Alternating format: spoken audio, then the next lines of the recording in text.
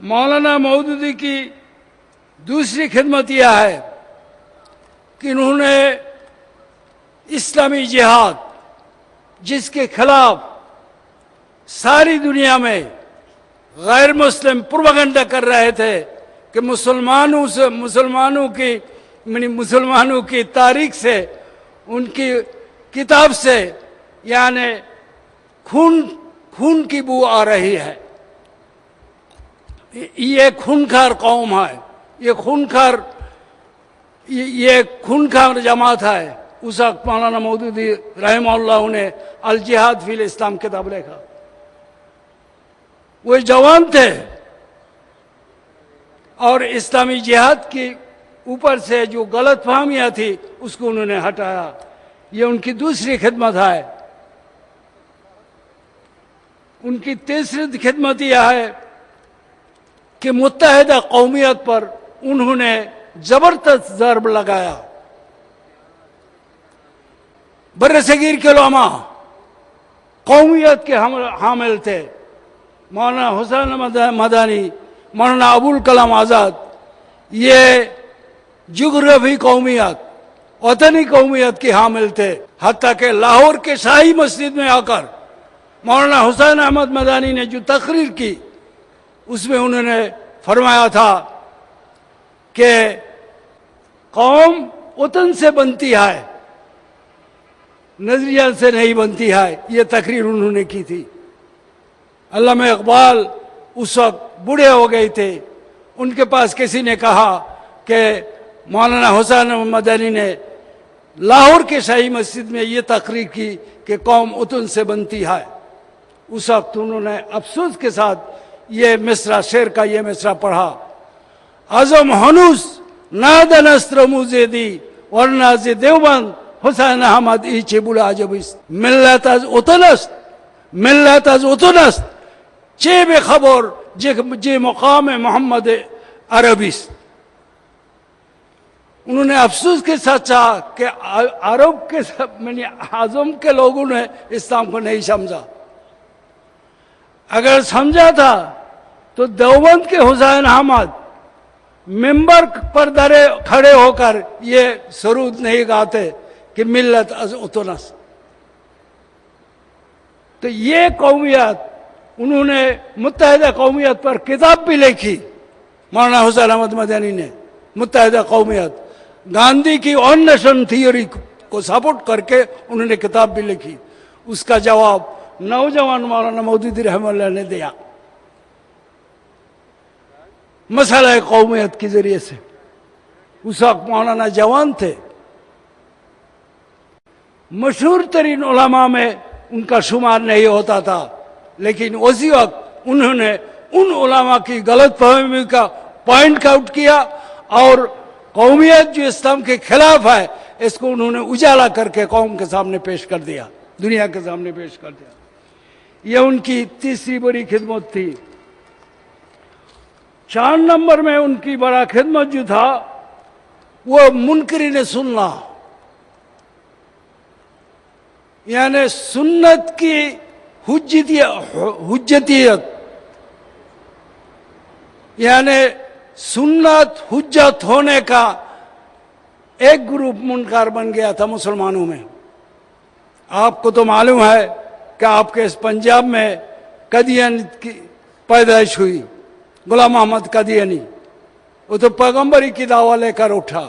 उसके बाद गुलाम मोहम्मद परवेज, डॉक्टर अब्दुल वदूद, इन्होंने यानी सुन्नत को इनकार कर दिया कि सुन्नत को तो कुरान बेमाना हो जाता है। ये एक साजिश थी। इस साजिश पर कारी जर्ब मौलाना मौदूदी रहमतुल्लाह अलैह ने लगाया। डॉक्टर अब्दुल वदूद का जितने सवाल था उनका दंदान तोड़ जवाब उन्होंने दिया। उस वक्त के तर्जुमान कुरान में किस तरह छपा, हम उसकी तर्जुमान कुरान के पढ़ने वाले थे, उसको हमने पढ़ा। उसके बाद पूरे खत किताबात जवाब उन्होंने मनसाब रसालत करके एक यानी तर्जुमान कुरान के एक आदत में छाप दिया। अब वो किताब सुन्नत की आईनी हैसियत से आपके सामने है। तो मुत्तहिदा कौमियत ये उस वक्त के उलामा भी इस्लाम के खिलाफ नहीं समझते थे। मौलाना मौदूदी ने बिल्कुल वाज़े तौर पर बता दिया कि ये कौमियत इस्लाम के खिलाफ है, नजरिया इस्लाम के खिलाफ है। ये उनकी चौथी खिदमत थी। उनकी अब पांचवा कारनामा, उनकी खिदमत तो बहुत है। पांचवा कारनामा जो हम देखते हैं वो इस्लामी लिटरेचर को फैलाना। फिक्र शाह वलीउल्लाह ने भी दी रहमहुल्लाह, फिक्र इमाम गजाली ने भी दी, फिक्र और उलामा उन्होंने भी दी। लेकिन इस फिक्र को तमाम दुनिया ने फैलाने का जरिया जो है वो खुद मौलाना मौदूदी ने सोचा। खुद उन्होंने किताबें लिखी और जमात इस्लामी के अंदर चुन चुन करके कुछ कायद इनको ऐसा उन्होंने बनाया जो उनकी तायद के लिए उन्होंने वे कलम पकड़ा।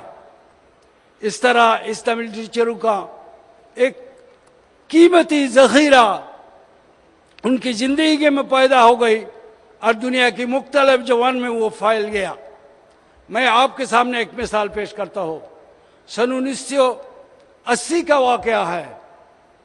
मैं बांग्लादेश से सऊदी गवर्नमेंट के मेहमान होकर हज को गया। राबिता के क़यामगाह में ठहराया हमें। राबिता के क़यामगाह में एक बड़ा हॉल था, उसमें हम जमात में नमाज अदा करते थे। मगरिब की नमाज में एक जवान ने अजान दी, एक खूबसूरत नौजवान, बहुत ही दिल लहन में आवाज में उन्होंने अजान दी। हमने नमाज अदा की। मैं वहाँ बैठ गया एक सोफा में और उस जवान को हमने बुलाया। मैंने सोचा कि अरब ममालिक के कोई जवान होगा। मैंने उनसे पूछा मिन अय्य बलदिन अंत या अखी, हुआ क़ाल फी लुग़त अल-अरबी, वो अरबी में जवाब दिया अना मिन रूसिया, अना मिन रूस, मैं रूस से हूँ। अना मिन किर्गिज़स्तान, मा शुग़लुकुम होना। उन्होंने बोला कि मैं वहाँ इमाम हूँ। अब कैसे आ गई? रूस के साथ तो ये ताल्लुक़ात नहीं है, सबरती ताल्लुक़ात नहीं है सऊदी अरब का हम अर्दून आ गए, अम्मान आ गई और वहाँ से वीज़ा हासिल करके आया सरकार से इजाज़त लेकर। उस आखिर में या आहीनी दीवार के आड़ में जो रूस थे वो भी कुछ चाहते कारोबारी सिलसिला में मुसलमान मुल्कों का कुछ ताल्लुक पैदा कर रहा, इसलिए 19 मुसलमानों को इजाजत दी थी हज के लिए, उनमें वो एक था। मैंने उनसे उनका तारुफ लिया। उन्होंने मुझे पूछा आप कहाँ के हैं? मैंने कहा मैं जमात इस्लामी बांग्लादेश का अमीन आम हो और हज के लिए आया। जमात इस्लामी जिसका रईस मौलाना मौदूदी है? मैंने कहा हाँ। तो उन्होंने कहा हल इंदा का किताबुल मौदूदी, आपके पास मौदूदी साहब की कोई किताब है? कोई किताब है? तो एक दिन पहले दोस्त खलील अहमद हामिदी से मेरी मुलाकात हो गई थी। उनसे मैं कुछ अरबी का किताब ले आया था, उनसे मैंने कलेक्शन किया था। एक दिन पहले मैंने उस जवान को कहा कि मैं उस कमरे में हो और मेरे पास कुछ किताबें मौलाना मौदूदी रहमतुल्लाह का है, आपको हम दे देंगे। मैं कमरे में पहुंच गया, साथ ही साथ हुए मेरे पीछे दाखिल हुआ, कहा हातिल किताब, अब मुझे किताब दे दे। तो चंद किताबी थी, मैं उनको दे दिया। उन्होंने कहा कि आप मेरे लिए मेरा पता एड्रेस आपको देता हो, किताब आप मुझे भेज दे मौलाना मौदूदी का। तो और उन्होंने कहा कि शेख अगर आप मेरा नाम भूल जाए तो नमाज के वक्त मेरा नाम आपको याद आएगा। बोले कैसे? तो मेरा नाम रहमतुल्लाह है, रहमतुल्लाह है। तो जब नमाज खत्म करके अस्सलाम वालेकुम व रहमतुल्लाह बोलेंगे तो मेरा नाम आपको याद आएगा। तो इसी तरह मैं हैरान हो गया। कि मौलाना की लिटरेचर आ ही नहीं, दीवार के पीछे जो रूस है वह भी पूछ गया। कैसे पूछ गया आपको मालूम है? ये जो अफगानिस्तान में जिहाद शुरू हुआ, वहां जमात की लिटरेचर यानी वो रूसी जबान में तर्जुमा का इंतजाम था। मुजाहिदीन जो लड़ने की जाते थे वो अस्लहा भी ले जाते थे और किताब भी ले जाते थे, और ऐसी तरह रूस के अंदर वो किताब भी पहुंच गई थी। तो मैं तो मुल्क में आके भूल गया किताब भेजने के बाद। चंद दिन बाद, चंद महीना के बाद उस जवान का खत मुझे मिला कि शेख आपने बोला था मेरे लिए किताब भेजेंगे, आपकी किताब तो हमने नहीं मुझे मिली, आप हमारे लिए किताब भेज दे। तो ये मिसाल मैं इसलिए लेना चाहा कि मौलाना मौदूदी ने सिर्फ फकीर ही नहीं दी, इस फिक्र पर यानी लिटरेचर तैयार किया उन्होंने और उनके साथियों ने, और तर्जुमा करके मुख्तलिफ ज़बान में उसको मुंतकिल करके सारी दुनिया में फैला दी, और सारी दुनिया में इस लिटरेचर की जरूरत से ये तहरीक फैल गई। ये मौलाना मौदूदी की ये एक तारीखी कारनामा है जो उन्हीं की खुसूसियात है और किसी की खुसूसियात नहीं।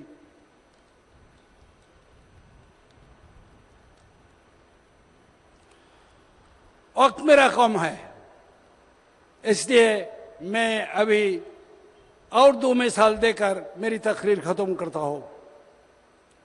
मौलाना मौदूदी की शजाअत, उनकी इस्तिक़ामत, उनकी हिम्मत और उनकी सब्र का और उनकी यानी मुदल्लल बाती ने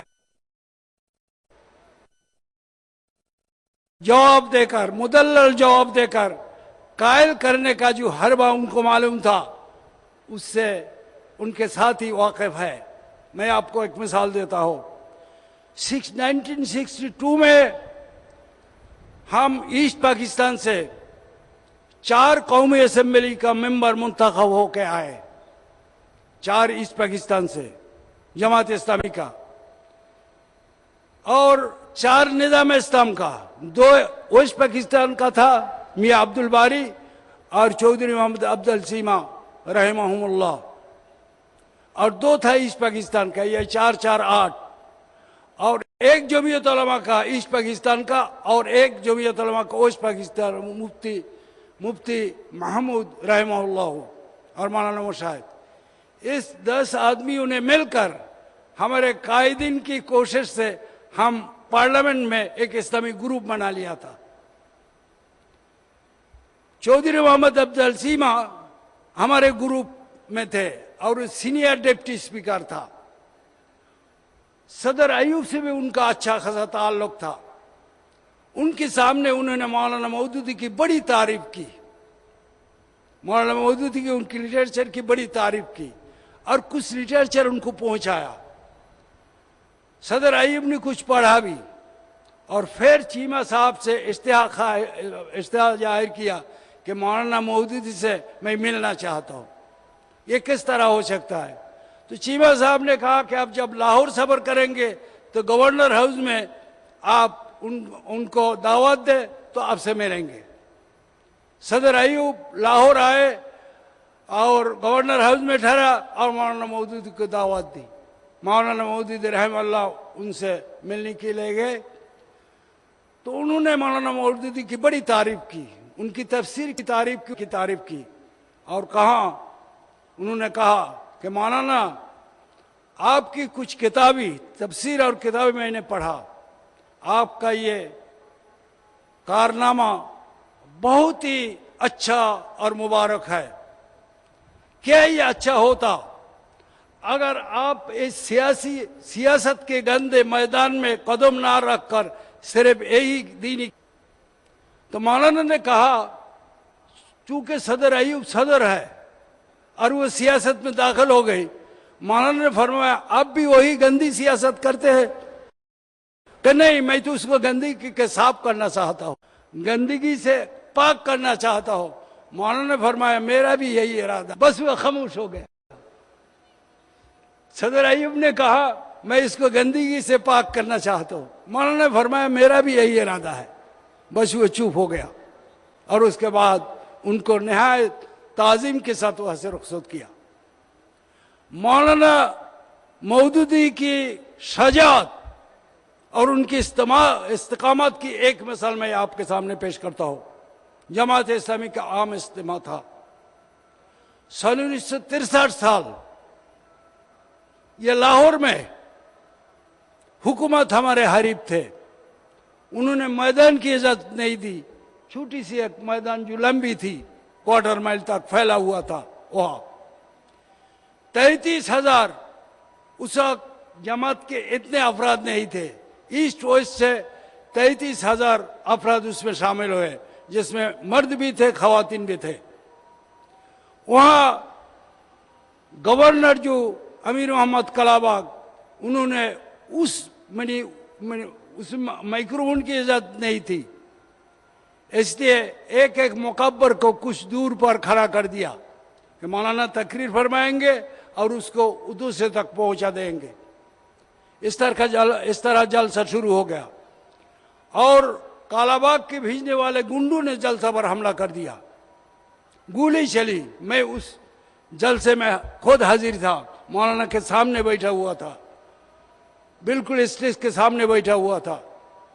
गोली चली। हमारे एक भाई ने कहा, मौलाना खड़े थे और टारगेट मौलाना थे, तो जमात के एक कायद ने जो उनके पास बैठे हुए थे, उन्होंने कहा कि मौलाना आप जरा बैठ जाए। तो मौलाना ने फरमाया मैं अगर बैठ गया तो कौन खड़ा रहेगा। इसी तरह वो बैठे नहीं, बल्कि आपने तकरीर को जारी रखा और खत्म किया।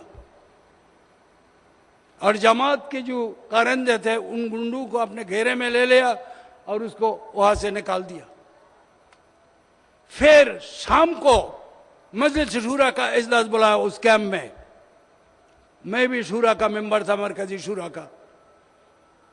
शूरा के लोगों ने, हमारे वहां के कायदीन ने मौलाना को मशवरा दिया कि मौलाना आप है टारगेट, लिहाजा आप मगरिब से पहले आपको हम आपके घर पहुंचा देते हैं, आप कैंप में ना रहे। ये मशवरा था हमारा मौलाना के लिए। मौलाना ने कहा कि भाई क्या तुम चाहते हो कि मैं अपने भाइयों को और बहनों को इस मुसीबत के मैदान में छोड़कर मैं अपने घर में जाके पढ़ा लो? ये मुझे नहीं होगा। चुनांचे हमारे साथ उसी कैंप पे रात में ठहरा। ये थी मौलाना की शजात, उन्हीं इस्तिकामत और अल्लाह के राह में जो बिल्कुल बेडर थे, निडर थे, उनकी मिसाल। इस किस्म के आदमी तारीख साज होता है और वह तारीख साजी थे और उनकी उठाई हुई तहरीक अब सारी दुनिया में फैली हुई है। ब्रदर अजीज, बांग्लादेश जमात इस्लामी उन्हीं की दावत का नतीजा है। मेरी बांग्लादेशियों में मेरी रुकनियत 2 नंबर का है। 1 नंबर में था मौलाना अब्दुल रहीम साहब, दूसरा नंबर में था मरहूम अब्दुल खालिक साहब, तीसरे नंबर में प्रोफेसर गुलाम आजम साहब। अगर से वो मुझसे हर हैसियत से आगे है, लेकिन रुकनियत में वो मुझसे जरा जूनियर है। उसके बाद हमारे अब्बास अली खान साहब रहमहुल्लाह। तो ये मौलाना मौदूदी की लिटरेचर थी जो वहाँ पहुंची। मैं उर्दू जबान जानता था और उर्दू जबान के जरिए से मुझे बांग्ला में बिल्कुल तर्जुमा नहीं हुआ था। सिर्फ छोटी छोटी 2 पैम्फलेट तर्जुमा किया था कलकत्ता जमान ने। एक इस्लाम की सियासी जिंदगी और एक सलामती का रास्ता, बस। और सब उर्दू ही में हमने पढ़ा। आप बांग्लादेश जमात की हैसियत क्या है? मैंने मुनव्वर साहब की रिपोर्ट हमने सुना। बांग्लादेश में इस वक्त जमात इस्लामी के अरकान की तादाद 24,000 है। 24,000 अरकान की तादाद। उसमें खवातीन 6,000 है खवातीन। और मौलाना मौदूदी रहमतुल्लाह के मशवरा से हमने वहाँ जमीयत तलबा कायम किया था। मजदूरों की तंजीम हमने कायम की थी, कश्तकारों की तंजीम हमने कायम की थी, वो तंजीम है और मुतहर्रिक है। कश्तकारों की तंजीम का मैं सरबराह हूँ, मजदूरों की तंजीम का प्रोफेसर मुजीबुर रहमान साहब है। और अल्हम्दुलिल्लाह तलबा भी इस वक्त हर जामिया में, हर यूनिवर्सिटी में उनका कदम बहुत ही मजबूत है। तो मैं हमारे जमात इस्लामी पाकिस्तान, उसके अमीर और कायदीन और इज्तिमा में हाजिर सब भाई और बहनों का शुक्रिया अदा करता हूँ, बिलखुसूस कायदीन का, जो उन्होंने मेरी इस बूढ़े पाए के बावजूद और बीमार होने के बावजूद मुझे दावत दी। मैं पहले तो आने के लिए तैयार नहीं था, तो निज़ामी साहब ने कहा नहीं आपको जाना चाहिए, क्योंकि इलेक्शन का ऐलान हो गया और वो अभी वो जेल से रिहा हो गए। तो इलेक्शन का ऐलान हो गया, हमें अभी मुल्क छोड़ना नहीं चाहिए। ऐसे उन्होंने मुझे हुक्म दिया और मैं आपके सामने हाजिर हुआ। मैं आपसे दुआ की दरख्वास्त हो, आप तो मुस्लिम ममालिक से मुत्तसिल है, हम बिल्कुल अलग थलग है, तीनों तरफ इंडिया से घिरे हुआ है। आपका और हमारा दुश्मन कॉमन है। जो हरबा उनका यहाँ है, अफगानिस्तान में है, इराक में है, बस वही हरबा वहां भी है। भारत, इजराइल और अमेरिका, मंसूबा भारत और इजराइल का है और उसको मैंने अमल में लाना अमेरिका के जरिए से है। ये एक ही हरबा है। हमारा दुश्मन कौन है? हमारे खिलाफ, इस्लाम और मुस्लिम मिल्लत के खिलाफ जो उनका मंसूबा वही भी एक है। इसलिए इसको डट कर मुकाबला करने के लिए अल्लाह की मदद भी हमें चाहिए और हमारे हाथ इत्तेहाद और इत्तेफाक भी चाहिए। वातसिमू बिहब्लिल्लाहि जमीअन वला तफर्रकू वला तनाज़ऊ फतशलू वतदब्बर रिहुकुम। ये कुरान की फरमाइश है, इसको हमें याद रखना चाहिए। और आपसे हम बज़ाहिर अलग हो गए। तमाम दुनिया में तहरीक इस्लामी है, उनके कायदीन को यहाँ के कायदीन ने बुलाया, उनसे आपकी मुलाकात भी हो गई और भी हो गई। तो अल्हम्दुलिल्लाह तहरीक इस्लामी सारी दुनिया में फैले हुए है और बांग्लादेश के तहरीक इस्लामी आपसे दुआ के खस्तकार है। अब हमारे लिए दुआ करें। अल्हम्दुलिल्लाह जो पार्लियामेंट अभी रुखसत हो गया उसमें हमारा 20 मेंबर था, 17 था मर्द, 3 था खवातीन और 2 मिनिस्टर हमारे थे। अल्हम्दुलिल्लाह निहायत कामयाबी के साथ उन्होंने अपनी फरीजा अदा किया। और इस इमरजेंसी 2 साल इमरजेंसी का चल रहा है। इमरजेंसी में दूसरों का काम बंद था, लेकिन चूंकि हमारी दावत, हमारी जो काम है उसका 20% वो सियासी है और बाकी सब गैर सियासी है। हमारा काम जारी था। दर्स कुरान, दर्स हदीस, लिटरेचर को फैलाना, ये घर घर जाके दावत देना, ये काम हमारा चलता रहा। दूसरे में कुछ कमजोरी आई, लेकिन हम और ताकतवर बन गए। तो हम आपसे दुआ के खस्तगार है कि आप हमारे लिए दुआ करें। और मैं अल्लामा इकबाल की एक शेर के साथ मैं आपने तकरीर खत्म करना चाहता हूँ।